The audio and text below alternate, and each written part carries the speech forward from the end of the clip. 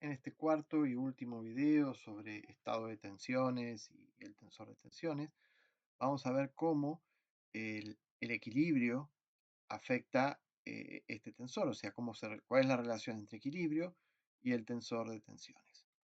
Equilibrio es equilibrio de fuerzas y equilibrio de momentos. Y fuerzas, habíamos visto en el primer video, que las fuerzas que considerábamos actuantes sobre el cuerpo eran la sumatoria de las fuerzas volumétricas y las fuerzas de superficie. Por lo tanto, si escribimos la sumatoria de fuerzas de superficies a partir de la integral de los traction vector y la sumatoria de fuerzas volumétricas a partir de la integral de la intensidad de las fuerzas volumétricas. O sea, esta es la sumatoria de fuerzas que están actuando sobre el cuerpo. Y eso tiene que ser igual a 0. ¿Cómo podemos introducir en esta expresión de equilibrio al tensor de tensiones? Bueno, el tensor de tensiones lo escribimos a partir de la relación que estudiamos en el primer video entre el traction vector, que es una cuestión relacionada con las condiciones de borde que están actuando, y el tensor de tensiones que representa las tensiones internas dentro del cuerpo. Entonces, esta relación la aplicamos en la integral de superficie. Y para poder plantear todo en términos de una integral de volumen, utilizamos las generalizaciones del teorema de la divergencia que habíamos visto en el repaso, donde aquí lo habíamos visto aplicado para un vector, que es la forma usual en la que lo conocemos, y aquí generalizado para un tensor, en este caso de orden eh, indeterminado, de orden variable. Con estos puntos no queda determinado exactamente cuál es el orden. Nosotros lo vamos a aplicar para un tensor de orden 2, o sea que aquí tendremos dos índices.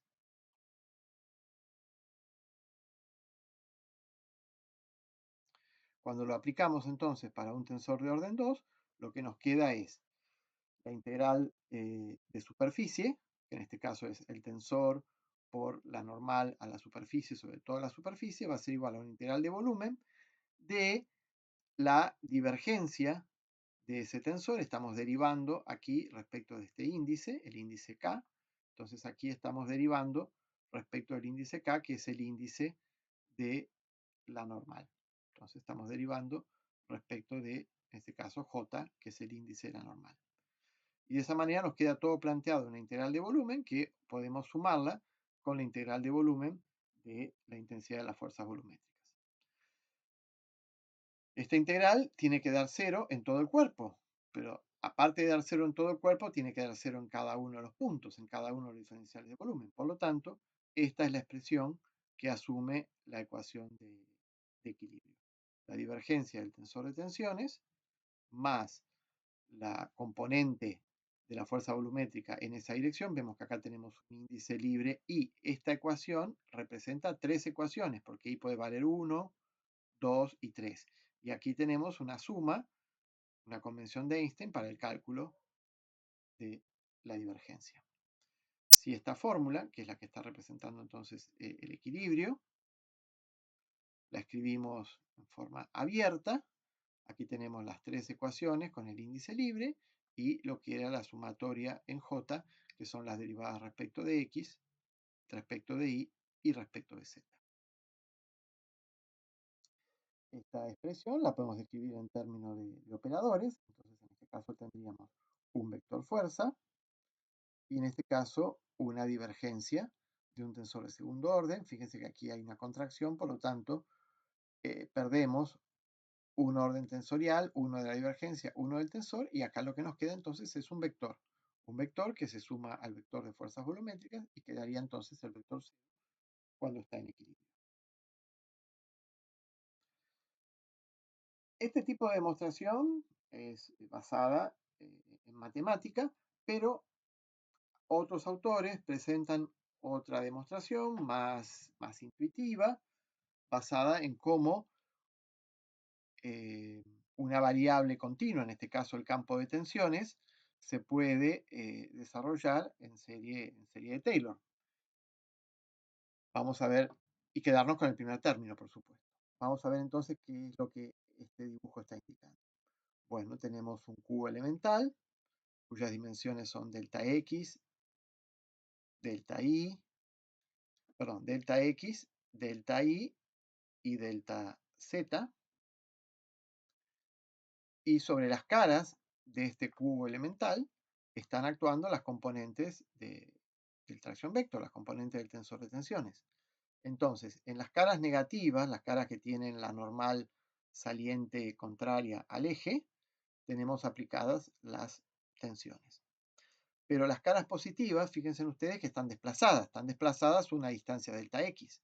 Entonces, lo que decimos es que la función delta x, que es una función continua, es una función de punto, va variando punto a punto, cuando pase de este punto a un punto que es a una distancia delta x, se produce una variación. Bueno, que es lo que se ve con el primer término del desarrollo en serie de Taylor. Esa variación, ¿cómo se calcula? Es la variación, es la derivada de sigma x respecto de x por este delta x, que es la distancia en la que nos hemos movido. Y así, de esta forma, cada una de las componentes de tensión se presentan aquí con la variación que les corresponde. Esta es una variación en x y esta también sufrió una variación en x. Las que están sobre este plano sufrieron el cambio por el movimiento del plano en delta i. Entonces tenemos la derivada por delta i, acá tenemos la derivada que corresponde por delta i y acá lo mismo.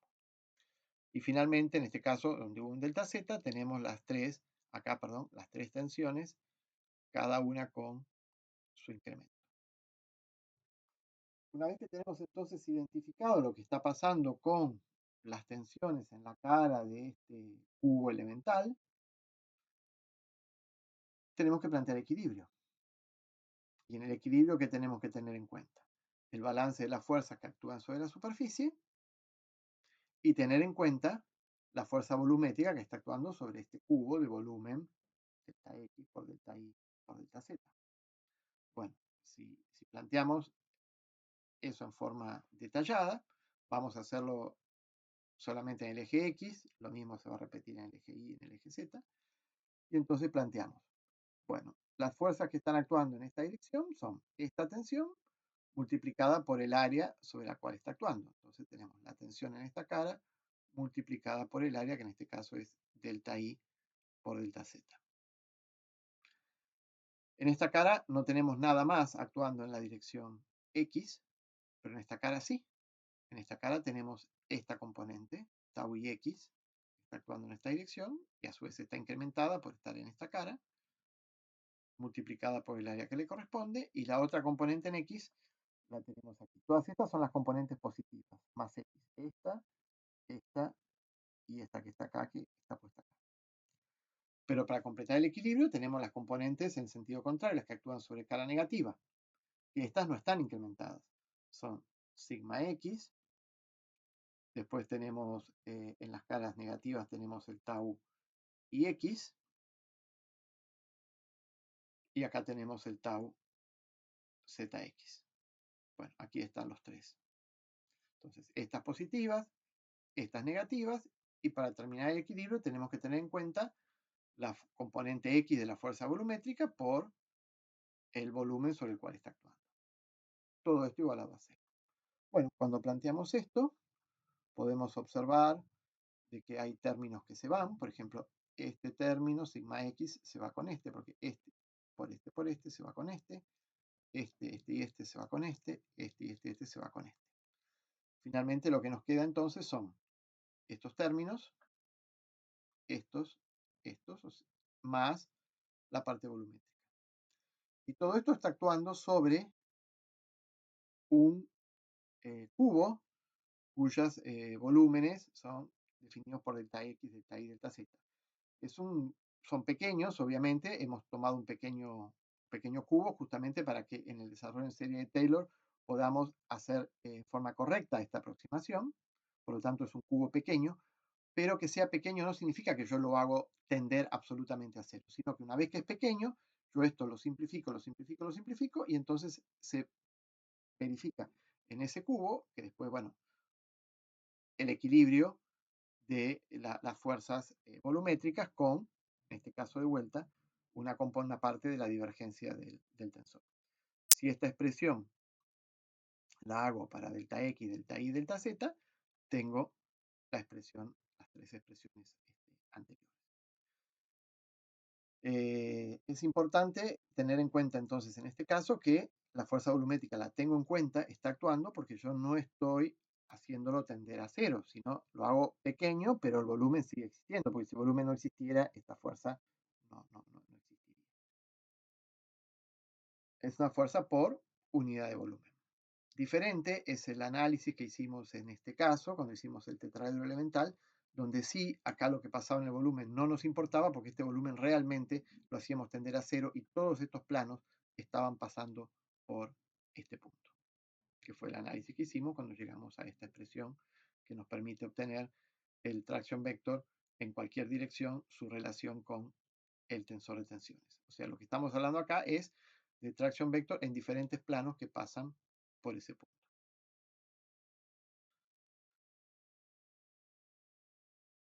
Y para terminar, lo que nos falta es plantear una ecuación de equilibrio de momentos. Entonces, tenemos que tomar los momentos de las fuerzas que actúan sobre la superficie y los momentos de las fuerzas que actúan sobre la unidad de volumen. Momentos respecto de un punto cualquiera tienen que dar igual a cero. Ahora, ¿cómo hacemos para tomar momentos? Bueno, para tomar momentos utilizamos el símbolo de permutación, el símbolo de Levi-Civita, que lo que nos está diciendo acá es la expresión de un producto vectorial. El producto vectorial que sí es el que representa el momento. Si recordamos en la parte del repaso, acá lo tienen, un determinante se puede escribir como el símbolo de permutación por las componentes de un vector y las componentes del otro vector que están formando parte del producto externo. O sea que si yo quiero calcular momento, necesito los tres ejes, la distancia, el radio vector, la distancia del punto de aplicación de la fuerza al punto respecto de todo momento, y en este caso el vector fuerza, que sería el cual estamos calculando el momento. O sea que esta es la expresión que necesitamos para calcular un momento. Y obviamente esto es un vector, por eso tiene una componente libre aquí y un índice libre aquí.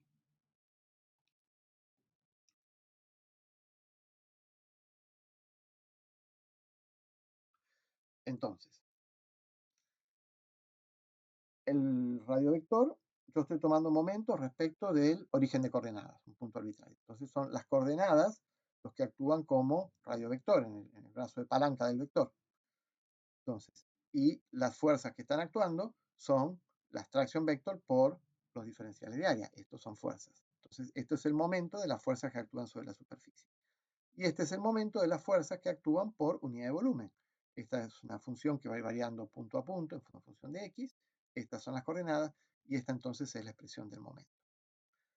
Bueno, ¿cómo hacemos intervenir aquí al tensor de tensiones? Bueno, a partir de la expresión que vimos en la primera clase, donde calculábamos el tracción vector en función de las componentes del tensor de tensiones. Entonces, esto es lo que yo reemplazo aquí. Las letras que se utilizaron fue una L para la N, entonces quedó LK en lugar de esta J, y el índice este K se mantiene. XJ, y acá está el símbolo de permutación. Por lo tanto, de esta forma quedó el momento de las traction forces. Con respecto a esto, no hacemos nada, pero aquí sí, la integral de superficie, de vuelta por el teorema de la divergencia, la transformamos en una integral de volumen, y entonces aquí estamos haciendo la derivada para poder hacer la divergencia de todo este paréntesis. Y de esa forma entonces nos queda todo dentro de una integral de volumen.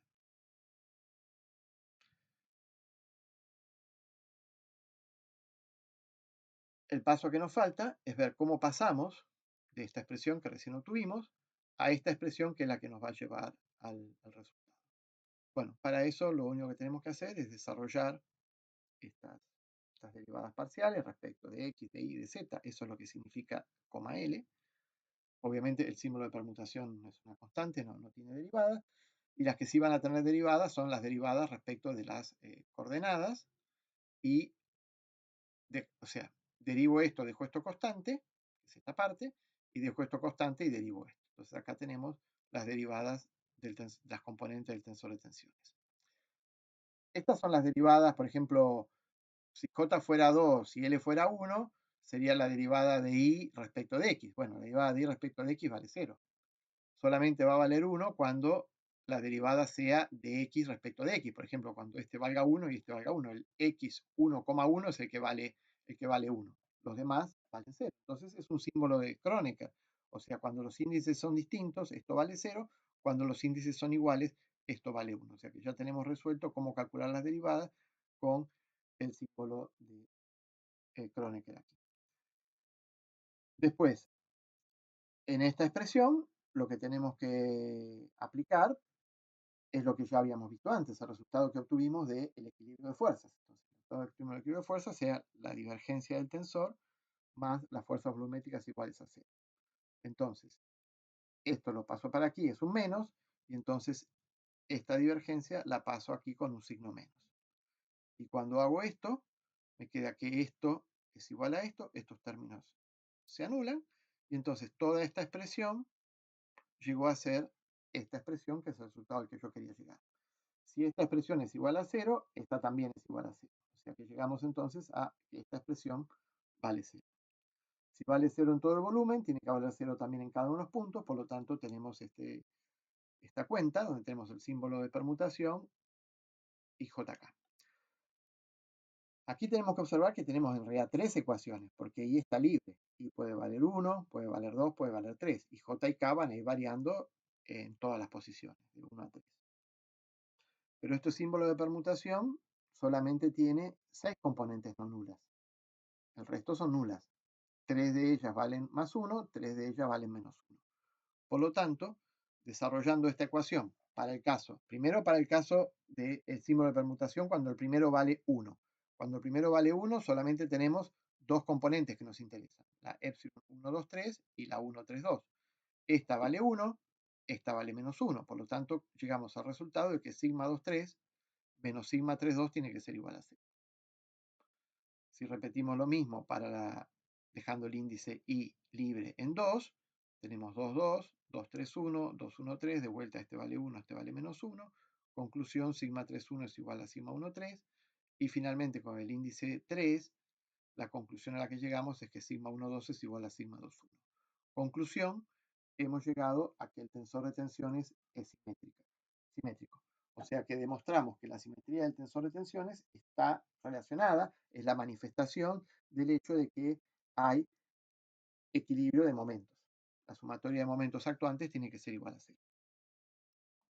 Obviamente, esto viene también del hecho de que no tenemos momentos por unidad de volumen, no existen cuplas por unidad de volumen, por eso el equilibrio de momentos define que el tensor de tensiones en toda la mecánica del continuo es simétrico. Bueno, con esto entonces damos por terminado lo que son las partes teóricas de lo que es el estado de tensión y el tensor de tensión.